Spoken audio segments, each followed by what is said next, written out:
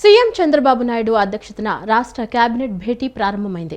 వెలగపూడి సచివాలయంలో సమావేశమయ్యారు. అమరావతి రాజధాని ప్రాంతంలో నిలిచిపోయిన పలు నిర్మాణ పనులకు సంబంధించి పరిపాలనా అనుమతుల మంజూరుపై చర్చించారు. రాజధాని అభివృద్ధిలో భాగంగా వివిధ సంస్థలకు భూ కేటాయింపులు చేసే అంశంపైన చర్చించి నిర్ణయం తీసుకున్నారు. అమరావతిలోని క్వాంటమ్ వ్యాలీలో సుమారు 1,208 కోట్ల భారీ వ్యయంతో నిర్మించ తలపెట్టిన ప్రతిష్టాత్మక ట్విన్ టవర్ల ప్రాజెక్టుకు ఈ భేటీలో గ్రీన్ సిగ్నల్ ఇచ్చారు. ఆంధ్రప్రదేశ్ ముఖ్యమంత్రి నారా చంద్రబాబు నాయుడు అధ్యక్షతన ఈ రోజు ఉదయం 10:30 వెలగపూడి సచివాలయంలో రాష్ట్ర మంత్రివర్గ సమావేశం ప్రారంభమైంది. ఈ భేటీలో ప్రధానంగా రాజధాని అమరావతి అభివృద్ధికి సంబంధించిన పలు కీలక ప్రతిపాదనలకు ఆమోదముద్ర వేయనున్నారు. నిలిచిపోయిన నిర్మాణ పనులను తిరిగి ప్రారంభించి పెట్టుబడులను ఆకర్షించడమే లక్ష్యంగా ప్రభుత్వం ఈ నిర్ణయాలు తీసుకున్నారు. సమావేశం అజెండాలో అత్యంత కీలకమైందని అమరావతి క్వాంటమ్ వ్యాలీలో 1,208.41 కోట్ల రూపాయల అంచనా వ్యయంతో నిర్మించనున్న ట్విన్ టవర్ల ప్రాజెక్టును కేబినెట్ ఆమోదముద్ర వేయనుంది. దీంతో పాటు సచివాలయం, శాఖాధిపతుల కార్యాలయాల టవర్ల ఫేక్డ్ గ్లాజింగ్ పనులకు, అసెంబ్లీ భవన నిర్మాణ పనులకు కూడా ఆమోదం తెలపనున్నారు. అలాగే SEBI, Swaminarayan Gurukul, DAV school వంటి పలు సంస్థలకు భూ కేటాయింపుల ప్రతిపాదనను కూడా మంత్రివర్గం ఆమోదించనుంది. భూ సమీకరణ కింద భూములు ఇచ్చిన రైతులకు మెట్ట భూమికి 40,000 రూపాయలు, జరీబు భూమికి 60,000 రూపాయలు చొప్పున వార్షిక కౌలు పెంచే అంశం కూడా అజెండాలో ఉన్నట్లు సమాచారం. ఏపీ 10వ తరగతి పరీక్షా ఫలితాలు విడుదలయ్యాయి. గురువారం ఉదయం విద్యా, ఐటీ శాఖల మంత్రి నారా లోకేష్ ఫలితాలను ప్రకటించారు. 10th ఫలితాల్లో 85.25% మంది విద్యార్థులు ఉత్తీర్ణత సాధించారు. గతేడాది 81.14% ఉత్తీర్ణతతో పోలిస్తే ఈసారి మెరుగైన ఫలితాలు వచ్చాయి. 10th ఫలితాల్లో బాలికలు ముందంజలో ఉన్నారు. బాలికలు 87.90% ఉత్తీర్ణత సాధించగా బాలురు 82.68% ఉత్తీర్ణత పొందారు. ఈ ఏడాది ప్రభుత్వ పాఠశాలల్లో ఉత్తీర్ణత శాతం పెరిగింది. 72.8 నుంచి 78.39కి ఉత్తీర్ణత శాతం పెరిగింది. ఏపీలో 10వ తరగతి ఫలితాల్లో బాలికలే పైచేయి సాధించారు. రాష్ట్ర వ్యాప్తంగా 85.25% ఉత్తీర్ణత నమోదైంది. 87.90% మంది బాలికలు ఉత్తీర్ణులు కాగా 82.68% మంది బాలురు పాస్ అయ్యారు. బాలురుతో పోలిస్తే 5.22% అధికంగా బాలికలు ఉత్తీర్ణత సాధించారు. ప్రభుత్వ పాఠశాలల్లో చదువుకున్న విద్యార్థుల్లో 78.39% మంది ఉత్తీర్ణులయ్యారు. 2,161 పాఠశాలల్లో 100%, 16 పాఠశాలల్లో 0% ఉత్తీర్ణత నమోదైంది. 96.07% ఉత్తీర్ణతతో పార్వతీపురం మన్యం జిల్లా ప్రథమ స్థానంలో నిలవగా 57.12%తో అల్లూరు జిల్లా చివరి స్థానంలో నిలిచింది. ఏపీ రెసిడెన్షియల్ పాఠశాలలో ఈసారి అత్యధికంగా 96.04% ఉత్తీర్ణత నమోదైంది. 10వ తరగతి ఫలితాల్లో పార్వతీపురం మన్యం జిల్లా ప్రథమ స్థానంలో నిలవడం ఇది వరుసగా 4సారి. మే 25 నుంచి జూన్ 4 వరకు అడ్వాన్స్డ్ సప్లిమెంటరీ పరీక్షలు నిర్వహించనున్నారు. మే 1 నుంచి 9 వరకు పరీక్ష ఫీజు చెల్లించేందుకు అవకాశం కల్పించారు. రీకౌంటింగ్, రీవెరిఫికేషన్ మే 1 నుంచి దరఖాస్తు చేసుకునేందుకు వీలుంది. ఫలితాల్లో విజయం సాధించిన విద్యార్థులకు మంత్రి నారా లోకేష్ అభినందనలు తెలియజేశారు. ఫెయిల్ అయిన వారు నిరాశ చెందకుండా మళ్లీ ప్రయత్నించాలని కోరారు. విద్యార్థుల భవిష్యత్తుకు ప్రభుత్వం కట్టుబడి ఉందన్నారు. 2వ డివిజన్ కుమ్మరి బజార్ పాండురంగస్వామి గుడి ప్రాంతంలో కుమ్మరి కులస్తుల పట్టాల సమస్యను పరిష్కరిస్తారని ఎమ్మెల్యే గద్దె రామ్మోహన్ హామీ ఇచ్చారు. గత 2014-19 ప్రభుత్వ హయాంలోనే సర్వే పూర్తి చేసి పట్టాలు సిద్ధం చేసినా ఆ తర్వాత వచ్చిన ప్రభుత్వం ఈ ప్రక్రియను నిర్లక్ష్యం చేసిందని విమర్శించారు. ప్రస్తుతం ఉన్న నివాసితులకు రిజిస్ట్రేషన్ హక్కులు కల్పించి వారి ఆస్తులకు బ్యాంకు లోన్ పొందే విధంగా చట్టబద్ధమైన భద్రత కల్పిస్తామని భరోసా ఇచ్చారు. విజయవాడ తూర్పు నియోజకవర్గ పరిధిలోని 2వ డివిజన్ కుమ్మరి బజార్ పాండురంగ స్వామి గుడి ప్రాంతంలో ఎమ్మెల్యే గద్దె రామ్మోహన్ తూర్పు ఎంఆర్ఓతో కలిసి పర్యటించారు. 100 ఏళ్లుగా ఇక్కడ నివాసం ఉంటున్న కుమ్మరి కులస్తుల పట్టాల సమస్యను పరిష్కరించడమే లక్ష్యంగా ఈ పర్యటన సాగింది. ఈ సందర్భంగా ఎమ్మెల్యే మాట్లాడుతూ రెవెన్యూ రికార్డులో పొరపాటున కుమ్మరి చెరువు అని నమోదు కావడం వల్ల సుప్రీంకోర్టు ఆదేశాల ప్రకారం పట్టాల పంపిణీకి సాంకేతిక ఇబ్బందులు ఎదురవుతున్నాయని వివరించారు. వాస్తవానికి ఎక్కడ ఎటువంటి చెరువు లేదని, కొండపై నుంచి వచ్చే ఎర్రమట్టి పల్లపు ప్రాంతాల్లో చేరడం వల్ల ఆ పేరు వచ్చిందని, ఆ మట్టిని కుమ్మరి కులస్తులు వృత్తి కోసం వాడుకునే వారిని స్పష్టం చేశారు. ఈ సమస్యను ముఖ్యమంత్రి నారా చంద్రబాబు నాయుడు దృష్టికి తీసుకెళ్లగా 3 నెలల్లోపు పరిష్కరించి నివాసితులకు న్యాయం చేయాలని కలెక్టర్ను ఆదేశించినట్లు ఎమ్మెల్యే తెలియజేశారు. గత 2014-19 ప్రభుత్వ హయాంలోనే సర్వే పూర్తి చేసి పట్టాలు సిద్ధం చేసినా ఆ తర్వాత వచ్చిన ప్రభుత్వం ఈ ప్రక్రియను నిర్లక్ష్యం చేసిందని విమర్శించారు. ప్రస్తుతం ఉన్న నివాసితులకు రిజిస్ట్రేషన్ హక్కులు కల్పించి వారి ఆస్తులకు బ్యాంక్ లోన్ పొందే విధంగా చట్టబద్ధమైన భద్రత కల్పిస్తామని హామీ ఇచ్చారు. రికార్డులో కుమ్మరి చెరువు అని పట్టడం వల్ల ఏదైతే సుప్రీంకోర్టు ఆదేశాల ప్రకారం ఎక్కడైనా చెరువు అన్నా లేకపోతే ఇరిగేషన్ ల్యాండ్ అన్నా వాటికి పట్టాలు ఇచ్చే హక్కు ప్రభుత్వాలకు లేదని చెప్పి ఇచ్చిన సుప్రీంకోర్టు ఆర్డర్ వలన ఇక్కడ ఉన్న పట్టాలకి ఇవ్వాల్సిన పట్టాలు కూడా ఇబ్బంది కలిగింది.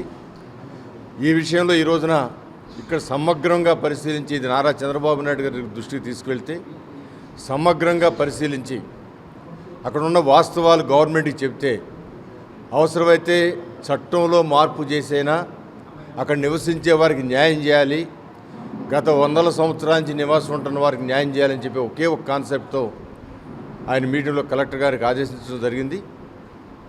కలెక్టర్ గారి ఆదేశానుసారం ఎంఆర్ఓ గారు వచ్చి ఇక్కడ పరిశీలించడం కూడా జరిగింది. మేము ఎంఆర్ఓ గారికి విన్నవించుకున్నది ఏంటంటే, ఇది కొండ ప్రాంతం కాబట్టి కొండ మీద వర్షం పడినప్పుడు ఆ ఎర్రమట్టితో కలుపుకుని ఒక బురదలాగా ఇక్కడికి రావటం, ఆ రోజున ఎక్కడ పల్లం ఉంటే అక్కడ బురద నీళ్ళు చేరిపోవటం, అది ఎండిపోతే అది ఒక ఎర్రమట్టి కుండలకు పనికొచ్చే మట్టిగా ఉండటం వలన ఆ యొక్క కులవృత్తి కలిగిన వాళ్ళందరూ కూడా వచ్చి ఆ మట్టిని వాడుకొని కుండలు చేసుకుని ఇక్కడే నివాసాలు ఏర్పాటు చేసుకున్నారు. అందువల్ల ఇది ఇరిగేషన్కి పనికొచ్చే చెరువు కానీ ఇక్కడ లేదు. అదేవిధంగా మంచినీళ్లు స్టోర్ చేసుకునే చెరువు కూడా ఇక్కడ లేదు. ఇక్కడ ఉన్నదల్లా కూడా కొండ మీద నుంచి మట్టి పల్ల ప్రాంతాలు ఎక్కడుంటే అక్కడ ఇరుక్కుపోయింది. ఆ రోజులు డ్రైనేజీలు కూడా లేవు కాబట్టి ఈరోజు కూడా కొండ మీద నుంచి నీళ్ళు అక్కడ బురదగానే వస్తాయి, కానీ డ్రైనేజీలు ఉన్నాయి కాబట్టి డ్రైనేజీలోకి వెళ్ళిపోయి మట్టి అంతా డ్రైనేజీల్లో చేరిపోవటం వల్ల పూడికి తీసి మరలా దాన్ని చేస్తూ ఉన్నారు.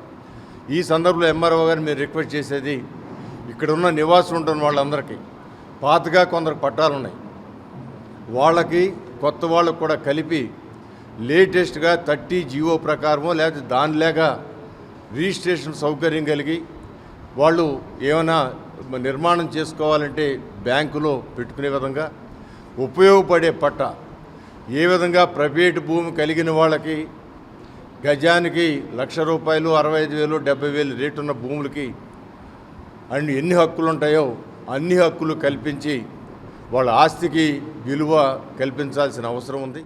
అనంతరం ఎంఆర్ఓ మాట్లాడుతూ 244 సర్వే నెంబర్లోని దాదాపు 6.79 ఎకరాల విస్తీర్ణంలో 217 కుటుంబాలు నివసిస్తున్నాయని, క్షేత్రస్థాయిలో పరిశీలించగా అక్కడ చెరువు ఆనవాళ్లు లేవని నిర్ధారించారు. గ్రౌండ్ రియాలిటీని నివేదిక రూపంలో కలెక్టర్కు సమర్పించి త్వరలోనే పట్టాల పంపిణీకి చర్యలు తీసుకుంటామని వెల్లడించారు. దశాబ్దాలుగా పట్టాల కోసం ఎదురు చూస్తున్న తమకు కూటమి ప్రభుత్వం న్యాయం చేస్తుందని స్థానికులు ఈ సందర్భంగా హర్షం వ్యక్తం చేశారు. సుమారుగా 217 మంది ఇక్కడ నివాసం ఉండటం జరుగుతుంది. ఇది 6 ఎకరాల 79 సెంట్ల దాకా ఉందండి. ఇది మా రికార్డులో కుమ్మరి చెరువు అని ఉంది.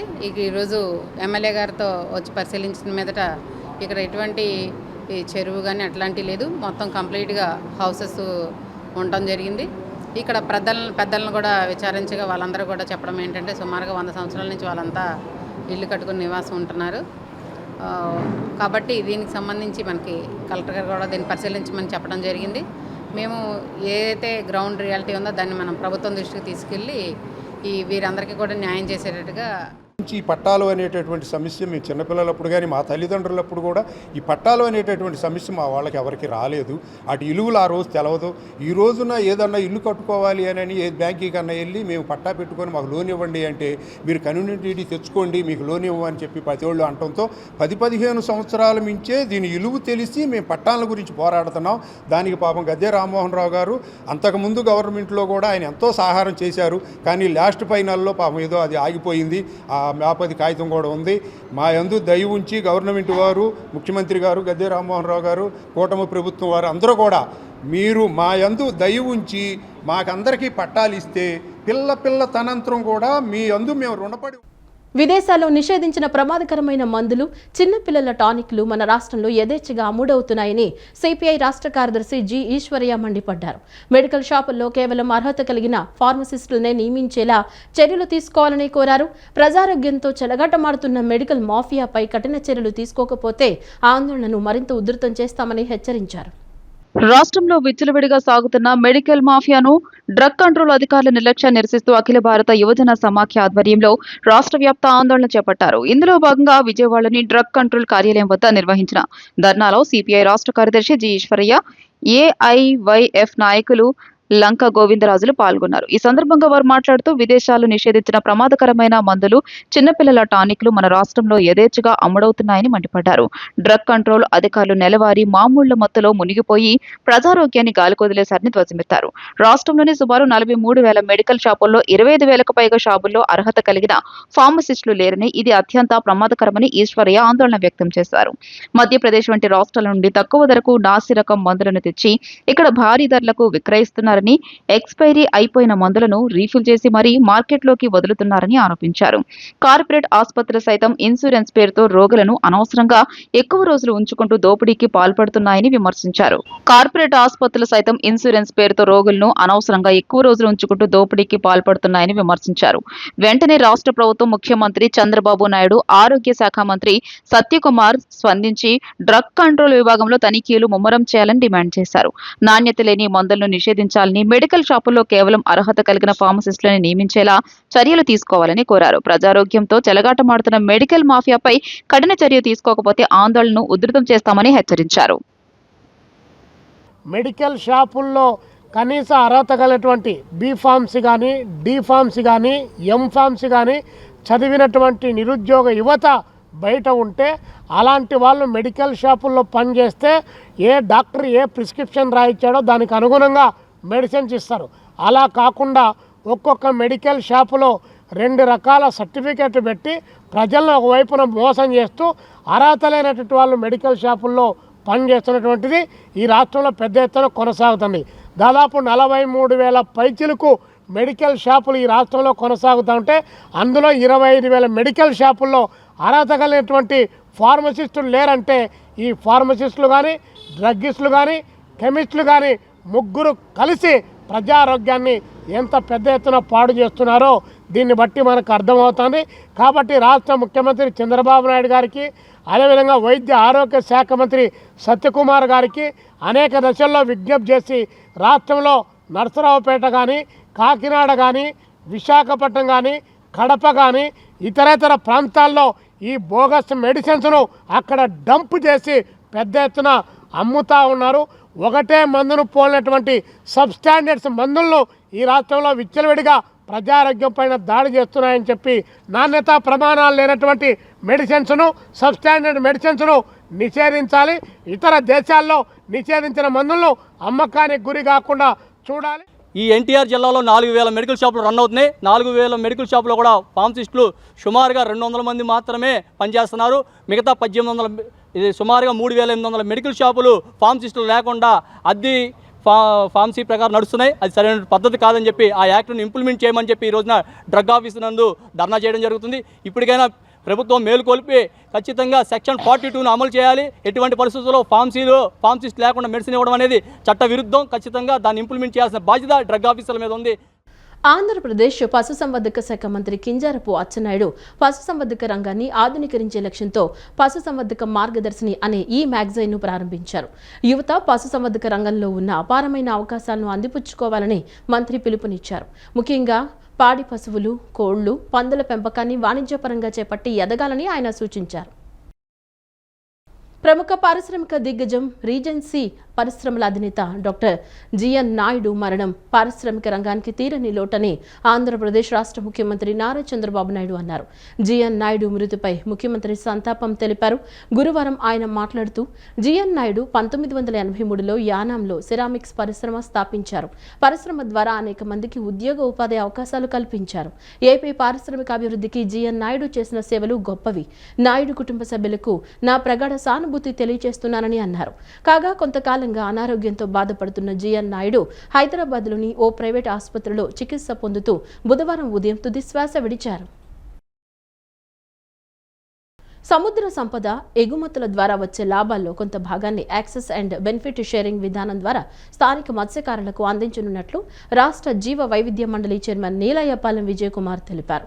ఎగుమతిదారుల టర్నోవర్పై 0.2% నుంచి 0.6% వరకు రుసుము వసూలు చేసి ఆ నిధులను మత్స్యకారుల సంక్షేమానికి వినియోగిస్తామని ఆయన వివరించారు. విజయవాడలో నిర్వహించిన జీవ వైవిధ్య కార్యశాలలో రాష్ట్ర జీవ వైవిధ్య మండలి చైర్మన్ నేలాయిపాలెం విజయ్ కుమార్ కీలక విషయాలు వెల్లడించారు. సముద్ర సంపద ఎగుమతుల ద్వారా వచ్చే లాభాల్లో కొంత భాగాన్ని యాక్సెస్ అండ్ బెనిఫిట్ షేరింగ్ విధానం ద్వారా స్థానిక మత్స్యకారులకు అందించనున్నట్లు ఆయన తెలియజేశారు. దేశవ్యాప్తంగా పంపిణీ చేసిన 145 కోట్ల రూపాయల ఏబిఎస్ నిధుల్లో ఆంధ్రప్రదేశ్ వాటా 97 కోట్ల రూపాయలు ఉండడం విశేషమని పేర్కొన్నారు. ఎగుమతిదారుల టర్నోవర్పై 0.2% నుంచి 0.6% వరకు రుసుము వసూలు చేసి ఆ నిధులను మత్స్యకారుల సంక్షేమానికి వినియోగిస్తామని ఆయన వివరించారు. ఇదే సమావేశంలో జాతీయ జీవ వైవిధ్య అథారిటీ చైర్మన్ వీరేంద్ర తివారీ మాట్లాడుతూ 2025లో ఆక్వాటిక్ జెనెటిక్ ఎక్స్పర్ట్ కమిటీని ఏర్పాటు చేసి దేశవ్యాప్త చేపల జాతుల జాబితాను సిద్ధం చేస్తామన్నారు. మత్స్యశాఖ కమిషనర్ రామశంకర్ నాయక్ భారీ ట్రాలర్ల వేటను అరికట్టేందుకు నిఘా కమిటీలను ఏర్పాటు చేస్తున్నట్లుగా తెలపగా పీసీబీ చైర్మన్ పి కృష్ణయ్య సముద్ర కాలుష్యాన్ని నియంత్రించాల్సిన అవసరాన్ని నొక్కి చెప్పారు. కొల్లేరు సరస్సు పరిరక్షణతో పాటు స్థానికుల జీవనోపాధిని కాపాడుతానని అధికారులు స్పష్టం చేశారు. బయోడైవర్సిటీ యాక్ట్లో there is something called as ABSN, అంటే యాక్సెస్ బెనిఫిట్ షేరింగ్ అని. ఈ యాక్సెస్ బెనిఫిట్ షేరింగ్ అనే ఇది ఉద్దేశం ఏంటి? ఇది పార్లమెంట్ చేత ఆమోదించబడిన యాక్ట్ ఇది. దీని ఉద్దేశం ఏంటి అంటే ఎవరైతే ఈ బయోరిసోర్సెస్ ఏదో ఎందుకు మనకు బాగా తెలిసిన ఎర్రచందనం గురించి మాట్లాడుకుంటాం, ఎందుకని అది అందరికి బాగా తెలుసు కాబట్టి. సో ఈ ఎర్రచందనం స్మగ్లింగ్లో మన దాని పుష్పాలు లాంటి వాళ్ళు స్మగుల్ చేసి పోలీసులకు దొరికి అవి అంతర్జాతీయంగా వేలం వేసేది ఒక పార్ట్ అయితే, చాలామంది రైతులు కూడా సంవత్సరాల తరబడి కొన్ని వందల మంది రైతులు రాయలసీమ ఏరియాలో శేషాచలం కొండలో వాళ్ళ ఊర్లలో ఈ చెట్లన్నీ దాన్ని పండిస్తున్నారు. అంటే ఈ చెట్లు అంతరించిపోకుండా వాళ్ళ యొక్క వంతు సహాయం చేస్తున్నారు. సో ఇట్లా ఫిషరీస్ కావచ్చు, ఎర్రచందనం కావచ్చు, ఇంకా ఒక మాట చెప్పాలంటే మనిషి తప్ప మిగతా అంతా బయోడైవర్సిటీ కిందకే వస్తుంది, జీవ వైద్యం దాని కిందకే వస్తుంది. ప్రతి ప్రాణి ఇంకొక ప్రాణి మీద ఆధారపడి ఉంటారు అనే సూత్రం కింద బయోడైవర్సిటీ దాన్ని పనిచేస్తుంది. సో మానవాళికి ఈ బయోడైవర్సిటీ లేనిదే అసలు ప్రపంచంలో లైఫ్ లేదు, ఎక్సెప్ట్ హ్యూమన్ బీయింగ్స్. మనం తప్ప మిగతా ఎవ్రీథింగ్, ఒక యానిమల్ ఇంకొక యానిమల్ మీద, ఒక పక్షి ఇంకో పక్షి మీద, ఒక జాతి ఇంకో జాతి మీద. సో ఇట్లా ప్రతి ఒక్క దాని ఏమంటారు లైఫ్ ఇంకొక లైఫ్ మీద వాడి యొక్క మనుగడ కోసం ఆధారపడుతుంది. అంతర్జాతీయ స్థాయిలో నగోయా ప్రోటోకాల్ కావచ్చు, రకరకాల ప్రోటోకాల్స్ ద్వారా ఏర్పడిన చట్టాలు ఏం చెప్తున్నాయంటే the people who are conserving the bioresource should be suitably rewarded. అంటే ఎవరైతే బయోడైవర్సిటీని కాపాడుతున్నారో, జీవ వైవిధ్యాన్ని కాపాడుతున్నారో వాళ్ళకు కూడా దీంట్లో పాత్ర కల్పించాలి. తీవ్ర గుండె సమస్యతో బాధపడుతున్న బాలసదనం చిన్నారి శ్రీరామ జెర్సీకి ప్రభుత్వం 9.80 లక్షల ఆర్థిక సాయం అందించి మణిపాల్ ఆసుపత్రిలో విజయవంతంగా శస్త్రచికిత్స చేయించింది. చిన్నారి ప్రాణాలను కాపాడేందుకు తక్షణమే స్పందించిన ముఖ్యమంత్రి చంద్రబాబు నాయుడుకు బాలల హక్కుల కమిషన్ చైర్మన్ వేటుకూరి సూర్యనారాయణరాజు కృతజ్ఞతలు తెలిపారు. యాచకత్వం నుంచి రక్షించబడి రాజమహేంద్రవరం బాల సదనంలో ఆశ్రయం పొందుతున్న 10 ఏళ్ల చిన్నారి శ్రీరామ జెర్సీకి రాష్ట్ర ప్రభుత్వం అండగా నిలిచింది. తీవ్రమైన గుండె సమస్యతో ప్రాణాపాయ స్థితిలో ఉన్న ఆ బాలుడికి అమరావతిలోని మణిపాల్ ఆసుపత్రిలో అత్యవసర శస్త్రచికిత్స విజయవంతంగా పూర్తయింది. ఈ ఆపరేషన్ కోసం ముఖ్యమంత్రి సహాయ నిధి నుంచి 4 లక్షల రూపాయలు, ఆరోగ్యశ్రీ పథకం ద్వారా 5.80 లక్షల రూపాయల ఆర్థిక సహాయాన్ని ప్రభుత్వం తక్షణమే మంజూరు చేసింది. ఈ సందర్భంగా రాష్ట్ర బాలల హక్కుల పరిరక్షణ commission chairman Vetukuri AVS Suryanarayana Raju ముఖ్యమంత్రి చంద్రబాబు నాయుడుకు కృతజ్ఞతలు తెలియజేశారు. బుధవారం కమిషన్ సభ్యులు డి శ్రీనివాస్ మూర్తి, ఎంజీ పద్మలత, కార్యదర్శి ఉమాదేవితో కలిసి ఆయన ఆసుపత్రిలో కోలుకుంటున్న చిన్నారిని పరామర్శించారు. గతంలో కడప నుంచి వచ్చిన తల్లితో కలిసి భిక్షాటన చేస్తున్న ఈ బాలుడిని కమిషన్ రెస్క్యూ చేసి బాల సదనంలో చేర్పించింది. ప్రభుత్వ సంరక్షణలో ఉన్న పిల్లల ఆరోగ్యం, భద్రతకు తమ ప్రభుత్వం ఎల్లప్పుడూ ప్రాధాన్యత ఇస్తుందని ఈ సందర్భంగా ఆయన స్పష్టం చేశారు. విజయవాడ దుర్గాపురంలోని ఘంటసాల సంగీత కళాశాలలో ప్రపంచ నాట్య దినోత్సవ వేడుకలు ఘనంగా జరిగాయి. అమరావతి శాస్త్రీయ నాట్యాచారుల సంఘం ఆధ్వర్యంలో రాష్ట్ర భాషా సాంస్కృతిక శాఖ సహకారంతో నిర్వహించిన ఈ కార్యక్రమానికి సెంట్రల్ ఎమ్మెల్యే, ప్రభుత్వ విప్ బోండా ఉమామహేశ్వరరావు ముఖ్య అతిథిగా హాజరయ్యారు. కళలను గౌరవించే చోట సుఖ సంతోషాలు ఉంటాయని, సంప్రదాయ కళలను కాపాడేందుకు విద్యార్థులు, తల్లిదండ్రులు కృషి చేయడం అభినందనీయమని ఆయన పేర్కొన్నారు. కూటమి ప్రభుత్వం సంస్కృతి, కళల పరిరక్షణకు కట్టుబడి ఉందని స్పష్టం చేశారు. ఈ సందర్భంగా పలువురు నాట్య గురువులను సత్కరించగా విద్యార్థుల నృత్య ప్రదర్శనలు ప్రేక్షకులను ఆకట్టుకున్నాయి. ఎంతో ఆ తల్లికి ఇంట్రెస్ట్ ఉంటేనే కానీ ఆ పిల్లలు అవన్నీ నేర్చుకోలేరు. ఇలాంటి సందర్భంలో ఎంతో కష్టం ఆ కష్టపడినటువంటి విధానం, ఎంతో ఖర్చు పెట్టినటువంటి విధానాన్ని ఇలాంటి స్టేజ్ మీద పెర్ఫార్మెన్స్ ఇస్తే మా అమ్మాయో మా అబ్బాయో చక్కటి వేదిక మీద ఆ పెర్ఫార్మెన్స్ ఇచ్చినప్పుడు ఆ తల్లి మనసులో ఆనందం కానీ, ఆ కష్టపడి నేర్చుకున్నటువంటి పిల్లల సంతోషం కానీ తెలుస్తుంది. అంటే ఇవన్నీ కూడా మనం దానికి ఒక వేదిక కావాలి. ఆ వేదికని ఇవాళ ఆంధ్రప్రదేశ్ భాషా సాంస్కృతిక శాఖ అరేంజ్ చేసినందుకు అందరూ గట్టిగా చప్పట్లు కొట్టి వారిని అభినందించమని, ప్రభుత్వాన్ని అభినందించమని కోరుతా ఉన్నాం. వేసవి ప్రత్యేక ఆకర్షణగా నగరవాసులకు ఆహ్లాదాన్ని పంచేందుకు ఈసారి robotic park Niagara water falls తో కనువిందుగా ఎగ్జిబిషన్ ఏర్పాటు చేయడం ఎంతో బాగుందని బీజేపీ ఎన్టీఆర్ జిల్లా అధ్యక్షులు అడ్డూరి శ్రీరామ్ తెలిపారు. విజ్ఞాన వినోదాత్మకంగా రూపొందించిన వైష్ణవి ట్రేడ్ ఫేర్ ఎగ్జిబిషన్ను ప్రతి ఒక్కరూ వచ్చి తిలకించాలని కోరారు. విజ్ఞాన వినోదాత్మకంగా రూపొందించిన Vaishnavi trade fair exhibition Vidyadharapuram labour colony grounds లో ప్రారంభమైంది. బీజేపీ ఎన్టీఆర్ జిల్లా అధ్యక్షులు అడ్డూరి శ్రీరామ్ ఎగ్జిబిషన్ ను లాంఛనంగా ప్రారంభించారు. ఈ సందర్భంగా అడ్డూరి శ్రీరామ్ మాట్లాడుతూ వేసవి ప్రత్యేక ఆకర్షణగా ఈసారి robotic park Niagara water falls తో కనువిందుగా ఏర్పాటు చేయడం ఎంతో బాగుందని అన్నారు. పిల్లలతో పాటుగా పెద్దవారిని కూడా ఆకట్టుకుంటున్న ఈ సరికొత్త ఎగ్జిబిషన్ యొక్క స్పెషాలిటీ రోబోటిక్ బటర్ఫ్లై పార్క్ లో సీతాకోక చిలుకలు, తూనీగలు, తేనె పట్టు పురుగులు ఇలా రకరకాల ప్రకృతిలో ఉన్నటువంటి చిరు ప్రాణులు ఎంతో ఆకర్షణీయంగా ఏర్పాటు చేయడం అభినందనీయమని అన్నారు. ప్రకృతిలో ఉన్న ప్రాణాలన్నింటినీ కూడా సంరక్షించుకోలేని ఏడల రాను రాను కాలుష్యం పెరిగిపోవడం వల్ల పర్యావరణం పాడైపోయి రాబోయే రోజుల్లో ఆ జీవులన్నీ అంతరించిపోతాయన్నారు. వాటిని ఇలాగే మనం రోబోస్ లో చూడాల్సి వస్తుందని సందేశాత్మకంగా ఏర్పాటు చేసిన ఈ ఎగ్జిబిషన్ చాలా బాగుందని ఆయన ప్రశంసించారు.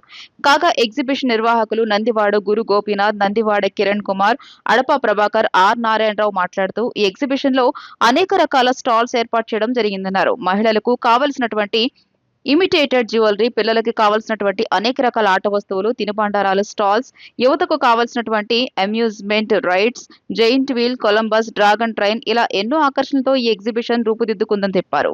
ఎగ్జిబిషన్ 45 రోజుల పాటు నిర్వహించడం జరుగుతుందని నిర్వాహకులు తెలియజేశారు. సాయంత్రం 4 నుండి 10 గంటల వరకు ఎగ్జిబిషన్ వేళలుగా వారు తెలియజేశారు. ఎగ్జిబిషన్ ప్రారంభోత్సవంలో మాజీ కార్పొరేటర్ గుడివాడ నరేంద్ర, బీజేపీ నాయకులు బి శివకుమార్ పట్నాయక్, పి శివప్రసాద్, తెలుగుదేశం నాయకులు మైలవరపు దుర్గారావు తదితరులు పాల్గొన్నారు. రకరకాల మోడల్స్తోని ప్రకృతిని కాపాడుకునే విధంగా రామ మందిరం సెట్టుతో కావచ్చు, ఇలా వినూత్న రీతిలో కొత్తగా ఎగ్జిబిషన్ని అనేక ప్రాంతాల్లోని పరిచయం చేస్తూ ఈరోజు లేబర్ కాలనీ గ్రౌండ్లోని ఏదైతే ఎగ్జిబిషన్ ప్రారంభించడం జరిగిందో ఈ ఎగ్జిబిషన్లోని ముఖ్యంగా ప్రకృతిని కాపాడుకోకపోతే, ప్రకృతి నుంచి వచ్చేటువంటి జీవాల్ని కాపాడుకోకపోతే మన పరిస్థితి, పిల్లలకి భావి భారత పౌరులైనటువంటి భవిష్యత్తులో పిల్లలకి ఈ విధంగా రోబోటిక్ పక్షుల్ని, రోబోటిక్ జీవాల్ని చూపించే పరిస్థితి మనకి కలగకుండా ఉండాలంటే ప్రకృతిని కాపాడుకోవాల్సిన బాధ్యత ప్రతి ఒక్క పౌరుడిపై ఉందని తెలియజెప్పే విధంగా అందరికీ వినోదంతో పాటు విజ్ఞానాన్ని కూడా అందించాలనే ఉద్దేశంతో మేము వినూత్నంగా ఒక కొత్త తరహా ఆలోచనతో రోబోటిక్ బటర్ఫ్లై షోని తీసుకురావడం జరిగింది. అంటే ఇది పిల్లలతో పాటు పెద్దలను కూడా ఎంతగానో ఆనందింపజేయడమే కాకుండా ఆలోచించే విధంగా కూడా దీన్ని ఎగ్జిబిషన్ మీ ముందుకు తీసుకొచ్చామండి. ఎందుకంటే చిన్న ప్రాణులు ఇప్పుడు రకరకాలుగా కాలక్రమేణా కాలుష్యం వల్ల కావచ్చు, లేకపోతే పర్యావరణంలో మార్పు వల్ల కావచ్చు, లేదా మనం తీసుకునే కొన్ని అజాగ్రత్తల వల్ల కావచ్చు కొన్ని జాతులు అంతరించిపోతున్నాయి. ఇవి రాబోయే తరానికి, రాబోయే పిల్లలకి వాళ్ళకు కూడా ఇలా ఉంటుంది అనేది ఒక ఎక్స్ప్లెనేషన్ కింద మనం స్థానికంగా ఉన్నటువంటి ఈ ఎండాకాలంలో ప్రజలందరికీ అతి తక్కువ రేట్లతో ఎంట్రీ ఫీజులతో మరి ఎగ్జిబిషన్ ఆలయన వాతావరణంలో వినోదం అందే విధంగా ఇచ్చేసినటువంటి ఈ యొక్క ఆర్గనైజేషన్ వారికి ప్రత్యేకమైనటువంటి మా డివిజన్ ప్రజల తరపున, విజయవాడ నగర ప్రజల తరపున ధన్యవాదాలు తెలియజేస్తున్నాం. ఎందుకంటే ఈ రోబోటిక్ ఎగ్జిబిషన్ అనేది చాలా కొత్త విధానంగా కనబడుతుంది. ఈరోజు మేమందరం కూడా మరి స్థానిక ఎన్టీఆర్ జిల్లా అధ్యక్షులు వారందరూ కూడా మేమందరూ కూడా పర్యవేక్షించాం. దాంట్లో కూడా చూస్తే కొంచెం వినోదమైనటువంటి విధానం కనబడింది. అందరూ ఆనందంగా సాయంత్రం పూట ఎంజాయ్ చేసే విధంగా చక్కటి ఎగ్జిబిషన్ ఏర్పాటు చేశారు. దీన్ని ప్రజలందరూ ఉపయోగించుకొని ఈ యొక్క ఎగ్జిబిషన్లో పిల్లలకి ఈ రోబోటిక్ బర్డ్స్ చాలా చక్కగా ఏర్పాటు చేశారు. ఆ యొక్క సెన్సార్తో చాలా ఖర్చుతో ఏర్పాటు చేసినటువంటి కార్యక్రమం చాలా తక్కువ రేటుతో మనం చూడడానికి ఏర్పాటు చేయడం, స్టాల్స్ ఏర్పాటు చేయడం, అలాగే పిల్లల కోసం అని చెప్పి అనేక రైడ్స్ ఏర్పాటు చేయడం జరిగింది. ఈ వేసవి కాలంలో ప్రతి కుటుంబం కూడా సాయంత్రం పూట చక్కగా సేద తీరడానికి ఈ ఎగ్జిబిషన్ ఎంతో ఉపయోగపడుతుందని తెలియజేస్తున్నాం. అలాగే ఈ ఎగ్జిబిషన్ నిర్వాహకులు కూడా మంచి భద్రతా ఏర్పాటు చేసి ప్రజలకు అందుబాటు ధరల్లో టికెట్ పెట్టడం జరిగింది. ఈ ఎగ్జిబిషన్ని ప్రజలందరూ కూడా ఉపయోగించుకుంటారు. అలాగే ఈ వార్తలు ఇంతటితో సమాప్తం. నమస్కారం.